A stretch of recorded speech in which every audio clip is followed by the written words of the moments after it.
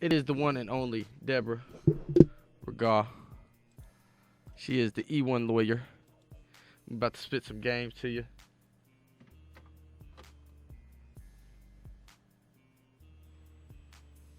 Deborah, you there? I'm here. I'm right here. Ah, snap. You are live on air, 89.5 The Wave FM. Please, no cussing, no N-word, no other foul language. All right, I'll keep it business professional. All right. What up, though? How you doing? What's up? Just showing the show some love. Showing my boy Adam some love. Oh, yeah. Appreciate that. And, yeah, she can call me Adam, people. You guys can't. Uh-oh. Nah, you good. You good. It's big. Okay. I allow the big business to call me Adam. That's not a problem. But okay. All right. Hey, tell the people who you are. I didn't hear you. What you said?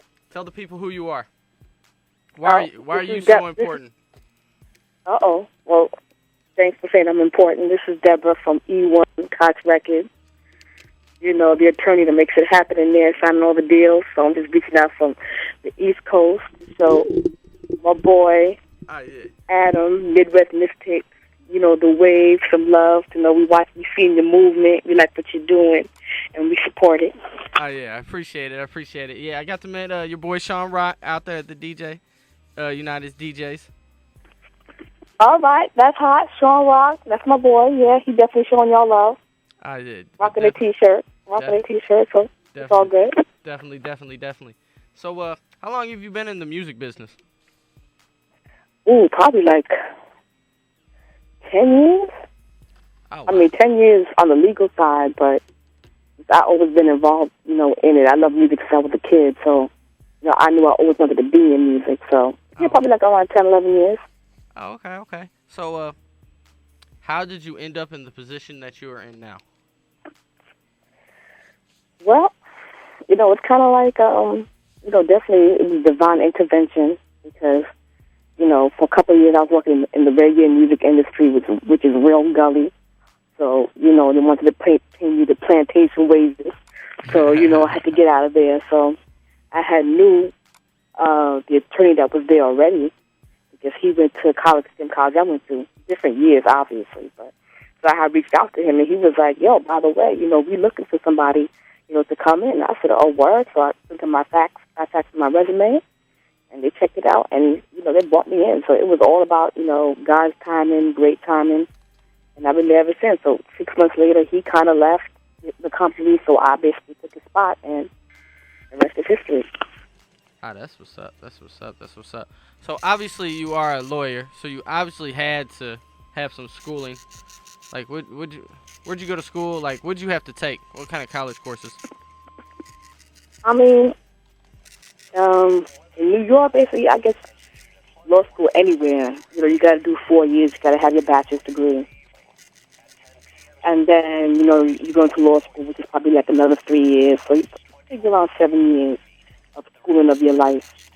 And, you know, you take the first 2 years, or the first year and a half is the same typical generic courses you got to take. Civil procedure, constitutional law, stuff like that. And your last, you know, year and a half is when you pick what you want to concentrate in. So, you know, I knew I wanted to do entertainment, so you take copyright law, trademark, contract, you know, legal research, stuff like that. A lot of writing, heavy writing stuff and reading, because that's basically what you do. I mean, entertainment law is not as glamorous as people like to think.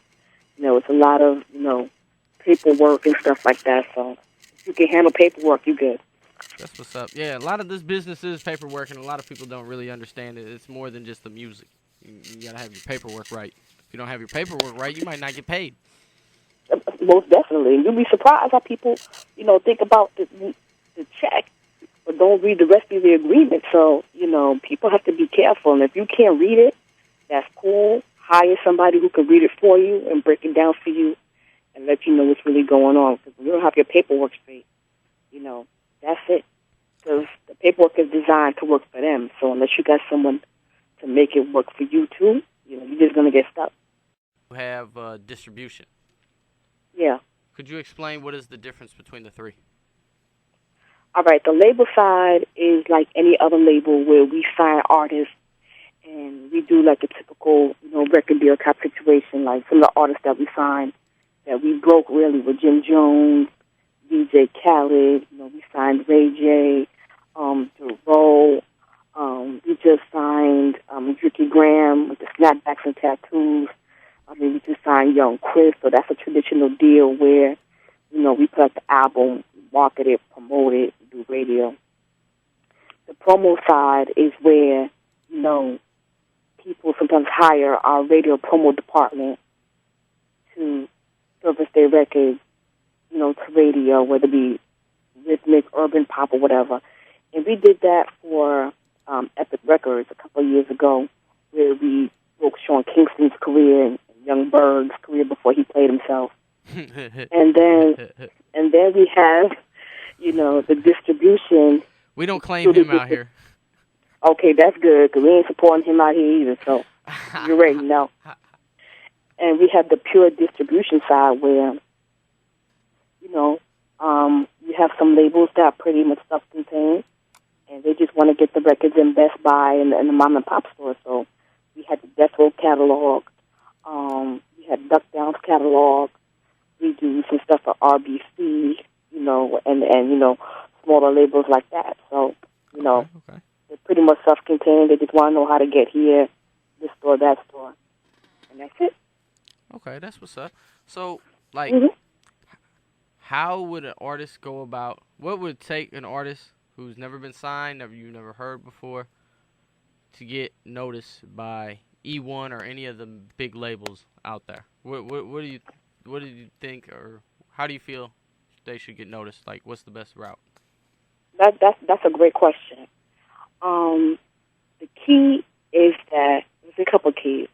But what's important that they want to see that you have a presence where you're at. So if you're in a city and your own city's not showing you any kind of love, not feeling you, unless you live in West Bubble and they don't have no kind of, presence like Wiz Khalifa's, like in Pittsburgh, and Pittsburgh don't have no urban, radio stations, nothing that's different.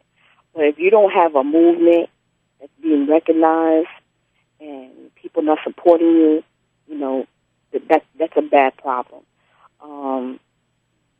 Also, your BDS and media base, because now it's like already know. Labels are not what they used to be anymore. There's no artist development. You don't have any real A&Rs out there scouting and finding that diamond in the rough and just cultivating it into where it has to be. So, now it's like a lot of A&Rs are very linked up to the program directors and the DJs. And they watch BDS. They watch, spins to see what's going on. That's how we, found DeRoe. Sean Rock was cool, one of the PDs in Texas. And they saw, a record, his first single,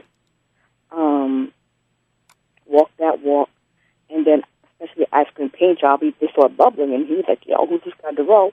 And the PD was like, hey, this guy DeRoe's a new jack, he's doing his thing, he's grinding, he's a good guy, check him out. And then we signed him, and, the rest is history. So your reputation, you're holding down your city, you're doing shows. It doesn't have to be no grand tour or anything like that. Just the fact that you're professional and you actually like to work. Because a lot of artists don't want to work. Just think shit is just just think that magic is just gonna happen, and that's not the case. And you just have to have that that song that has that potential. And once they see a little bit of potential, they'll capitalize off of it, because it's easier to capitalize on something that's already moving than to try to build something from scratch. Man, I hope the audience soaked that up. That was a lot of game right there. That's a lot. I try to give them the game, but people still want they're gonna do it their way. I mean, I see you be trying to put out the game out there, and nobody want to listen. They think that it's gonna happen different for them, and miracles happen. I'm not saying they don't, but in the music industry, miracles rarely ever just happen like that. Far few and in between. Exactly. So you just have to work. a lot of artists just don't want to work. I mean, you have a lot of artists that have been grinding for a lot of years before they get bust. I mean, I know we were clowning on French Montana. I was clowning on French Montana today, but he's been grinding for a good couple of years. Mm-hmm. And he never gave up. And it's that grind that's in you that if you want it, you're going to work for it. And, you know, if it's important to you, you work for it. Yeah. So, quick question. You guys being up there, are you guys fooled by some of these so-called internet numbers? Is there a way that you guys can see around that? Because I don't.